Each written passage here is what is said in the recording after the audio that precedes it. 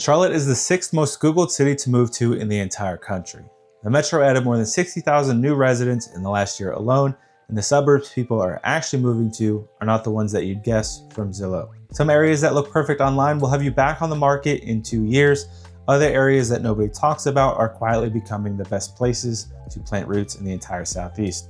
By the end of this video, I'm going to walk you through the 5 things that every single relocation buyer needs to know before they buy a home in Charlotte, including the one that most people don't figure out until they've already closed on the wrong house. Let's get into it. And if you're new here, my name is Bonacum. I'm a licensed real estate broker covering the entire Charlotte Metro, from Lake Norman to the Uptown Corridor, Concord, Belmont, Matthews, Waxhaw, all of it. And quick note before we dive in, if you're from the area and you agree or disagree with me, let me know down in the comments. I love all the comments. Now, everything I'm about to say is what I would tell my own family when they ask me where they should buy here. All right, now here's 5 things. Let's go. The first thing that you have to know is that Charlotte is not just a city, it's a region. When most people from out of state hear Charlotte, they're picturing Uptown, the skyline, the Bank of America Tower, where the Panthers play, and that's really their mental map. But the Charlotte Metro stretches across 7 counties on the North Carolina side alone, and the lifestyle in each one of these is wildly different. You've got Mecklenburg County, that's Charlotte itself, Davidson, Cornelius, Huntersville, Matthews, Mint Hill, and Pineville. You've got Iredell County to the north, that's Mooresville, Statesville, Troutman, that's going to be your Lake Norman corridor. And then you've got Union County to the southeast. Think Waxhaw, Weddington, Marvin, Indian Trail, great schools, a lot of space. You have Cabarrus to the northeast with Concord and Kannapolis, an atrium health expansion, NASCAR, motorsports. Gaston County to the west, think Belmont, Gastonia, Mount Holly. This place is quietly becoming one of the most underrated parts of the metro. And further out, you've got Catawba and Lincoln counties with places like Hickory, Denver, and Lincolnton. These are great for people who want acreage and a slower pace. Now here's why all of this matters. When someone tells me I'm moving to Charlotte, the very first question I'm asking them is where in Charlotte? Because a 4-bedroom in Mooresville versus a 4-bedroom in Ballantyne versus Belmont, these are 3 completely different lifestyles at 3 completely different price points, different commutes, different schools, different weekend life, and a different price per square foot. And people miss that constantly because they are searching the wrong radius. If you punch in Charlotte, North Carolina in Zillow and look at a 10-mile radius, you're already missing roughly 80% of the neighborhoods that might actually be a great fit for you. The relocation buyers that I see making the cleanest decisions are the ones that zoom out first, figure out the kind of life that they want, and then narrow down from there. So lesson 1, when you start your search, zoom out. The metro is bigger than the city, and the right fit might be 25 or 30 minutes from the place that you have been Googling. All right, now number 2, Charlotte is one of the fastest growing metros in the country right now, but the growth, it's not very even. And that is going to be what matters here when you are searching. The headline numbers here are pretty wild. The Charlotte region is adding more than 100 new residents every single day, tens of thousands of people that are relocating into this metro from other parts of the country every year. The US Census Bureau has the Charlotte Metro ranked in the top 10 nationwide for net migration over the last several years, ahead of cities like Boston, Philly, and Nashville. The people moving here are coming from all over, places like Florida, New York, Virginia, California, and South Carolina. These are all consistently the top states sending people to North Carolina. The Northeast and the West Coast are well represented, but so is the Sun Belt. People leaving Florida for cost of living reasons are a much bigger group than most viewers realize. And by age, this is overwhelmingly a workforce migration. The vast majority of people moving in are Gen X and millennials, so this is families and working professionals, not primarily retirees. And here's the part that most relocation buyers miss. The growth is not evenly distributed across the metro. Yes, Mecklenburg County, which includes Charlotte itself, is absorbing a lot of it, but the suburban counties around Charlotte are growing faster on a percentage basis. Iredell County, which has Mooresville and Statesville, has been the fastest growing county in the region. Union County, which has Waxhaw and Weddington, this keeps adding thousands of new residents a year. Cabarrus has Concord, and the same story. So what does that mean for you? It means that the suburbs are absorbing more of the demand than the city itself, and the inventory in these places that people actually want to live, they're tight. If you're targeting Mooresville or Davidson or Concord, you are competing with thousands of other relocation buyers running the exact same search that you are. So plan accordingly, move quickly when the right house comes up, and work with someone who knows the inventory before it hits Zillow. Because in these submarkets, the good stuff doesn't sit. And by the way, drop your city in the comments. I want to know where you're watching from. I read every single one. All right, number 3, and this is one of the ones that nobody warns you about until you've already moved. The commute in Charlotte is not what Google Maps shows you. If you pull up Google Maps right now and check the drive from Mooresville to uptown Charlotte at 11 a.m. on a Tuesday, it'll tell you 35 minutes. And that sounds pretty good, right? You buy the house, you start the new job, and then on Monday morning at 7:30, that same drive is now an hour.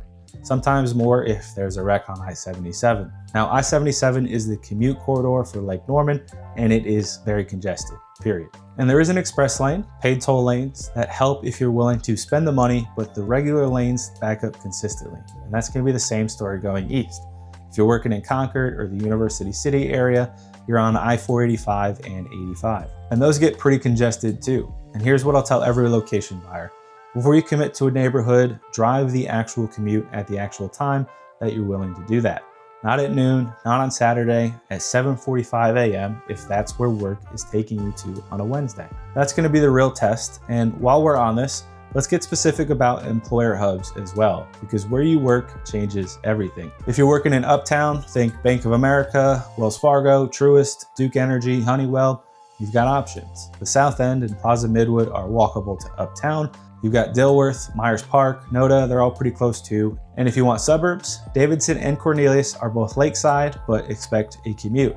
Matthews and Waxhaw are the southeast play, and if you're at Atrium in Concord, or you're working in Cabarrus County, you live in Concord or Harrisburg or Kannapolis. You don't want to live in Lake Norman and try to commute to Concord. You're gonna hate it. If you're in Ballantyne, and Ballantyne is pretty big, you've got Bank of America, Wells Fargo, MetLife, Avid Exchange, you're gonna live in the South. Ballantyne itself, Waxhaw, Weddington, parts of Pineville. You're not gonna wanna commute to Ballantyne from the Lake Norman area. You just don't. And if you're at the Lowe's HQ in Mooresville, well, congratulations. You can live anywhere around the lake and have one of the best commutes in the metro. Now, you wanna match the neighborhood to the job. That's gonna be the whole game here. And real quick, before we keep going, if you're thinking about buying a home in Charlotte, I did build a relocation guide that covers neighborhood breakdowns, school feeders, and commute realities. The link is in the pinned comment below. You can also just text me the word guide at the number that you see on the screen, and I'll send it straight to you. Either way works, and if you're also enjoying this video so far, please be sure to like and subscribe, as I do drop 2 videos per week, every week, on what it's like to move to or live in the Charlotte area. All right, let's jump into the last 2. Now, number 4 is gonna be on schools. And if you've got kids or you're planning on it, schools are gonna be one of the biggest decisions that you make. Now, most people pull up niche.com or great schools, sort by the rating, and start looking at houses in those zones. It's a good starting point, but it's not gonna be the final answer. In North Carolina, and especially in Mecklenburg County and the surrounding counties, schools work on a feeder pattern. Your elementary school feeds into a specific middle school, which feeds into a specific high school. So when you're buying a home, you're not just buying into one school, you're buying into a 13-year track. A house can be in an A-rated elementary zone, but feed into a middle school that's rated at a C. Or you can buy in what looks like a B-rated elementary zone, but the feeder pattern lands you in one of the strongest high schools in the metro. This is a particularly big deal in Mecklenburg County because Charlotte-Mecklenburg schools have a history of redrawing boundary lines. So even if your school is great today, the line could shift in 3 years and you're in a different feeder. In Iredell County, Union County, Cabarrus, this is gonna be less of a moving target. These districts tend to be more stable, and that's actually one of the quiet reasons that you see a lot of family relocations to Mooresville, to Waxhaw, and to Concord. The schools are good and they are predictable. Now, the other thing that nobody tells you, private school is more common in Charlotte than people expect. You've got Charlotte Latin, Charlotte Country Day, Providence Day, Covenant Day. These are big institutions, and if private school is in your plans, your geography opens up significantly because you're no longer buying for the public school zone. So when you're looking at homes, don't just check the elementary rating, check the feeder pattern, check the boundary stability, and if private is on the table, factor that into your search radius as well. I cover school feeders in detail in that relocation guide because there's no way to do it justice in just one video. You can grab that if that matters to you. All right, last one, and honestly, this might be one of the most important. The lifestyle question is bigger than the house question.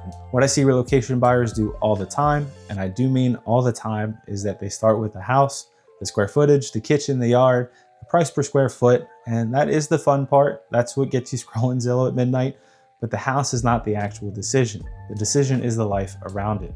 Charlotte is not a one lifestyle metro. It has at least 4 distinct ones, and the right one for you depends on your normal Tuesday. If you want lake life, boat in the driveway, sunset cruises, dock parties, water everywhere, that's going to be Cornelius, Davidson, and Mooresville, or really anywhere around Lake Norman. If you want walkability and a town center vibe, coffee shops, farmers markets, kids on the bike going to grab ice cream, that's going to be Davidson's downtown. Belmont's downtown, Matthews downtown, or the Birkdale Village in Huntersville. These are walkable cores inside of an otherwise car-dependent metro. If you want acreage, quiet, rural Carolina, that's going to be Weddington, Waxhaw, parts of Iredell, Lincoln County, and way out up in Catawba County. You'll trade commute time for space and trees. And if you want city energy, bars, restaurants, music, walkable to work, that's going to be uptown. South End, Plaza Midwood, Noda, and Dilworth. These are going to be the in-town neighborhoods. These are fundamentally different lives. Nobody moves to Lake Norman and ends up walking to a coffee shop. Nobody moves to the South End and ends up with a boat dock. You're going to have to pick. And the buyers who usually get this wrong are the ones who got seduced by the house. They saw a 4,500 square foot home in Concord that was $200K less than the same home in Davidson. They jumped on it, and 6 months later they realized they wanted lake access, a walkable downtown, and Davidson schools, none of which they got in Concord. The question to ask before you pick a house is, what does my Saturday morning look like in this neighborhood? If you can't picture it clearly, or if the answer doesn't really excite you, I encourage you to keep looking. That's going to be the whole thing here. Pick the life first. The house is going to be the easy part once you figure out that life that you want to live here. All right, those are the 5. The metro is bigger than the city. The growth is real and uneven. The commute is worse than Google says. Believe me, schools are a feeder game, and the lifestyle question is bigger than the house question. A quick reminder, that free location guide is in the pinned comments below, or you can text me guide to the number that you see on screen, and I'll send that right over. And if you're ready to make the move and you need some help, reach out. I work with people every single week that are relocating to the Charlotte area. You can shoot me a text, call me, email me. And with all that being said, just drop your city in the comments. I want to know exactly where y'all are watching from. I hope you enjoyed, and I'll see you in the next one.